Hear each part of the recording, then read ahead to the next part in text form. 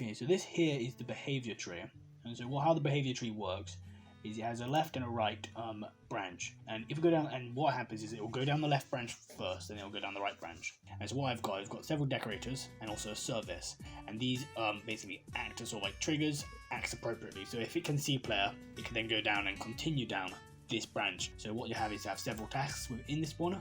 So these tasks include like find player location, the melee event, and all these contain their own blueprints. Other parts of the code. This includes on component hit, it will disable the movement of the actor, and then it will play a montage.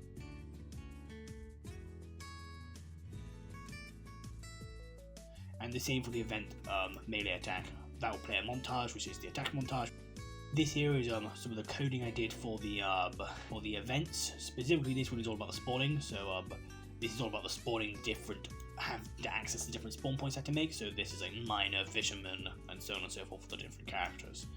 And then these link to the different parts of the spawn system. It is quite a complex code, I have to be honest. It was very, very complex because I had to have all the different sets, and then you had to have turn them into variables, and then they sort of referencing those variables from the activate spawner, which was a custom event I had to create, and then that creates a branch. The branch connects to a condition, and that condition is number of enemies, and so on and so forth.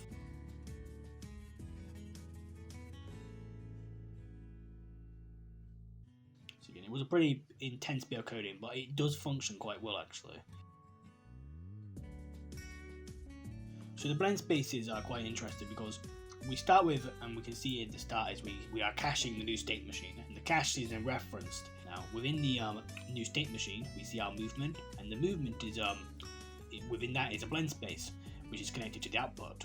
Now within that, we've got the direction and speed, which are based off from the animation blueprints event graph. Then we can see the blend space here, so that's just the setup of the blend space.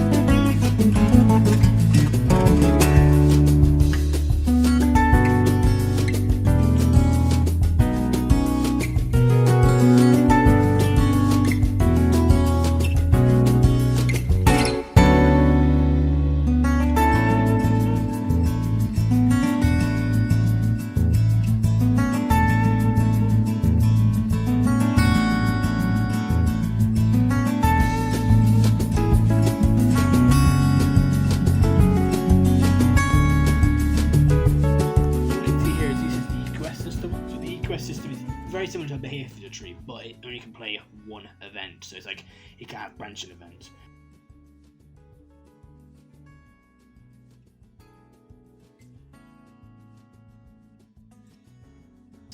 And we can see then that's built into a behavior tree, so that you have a selector, sequence.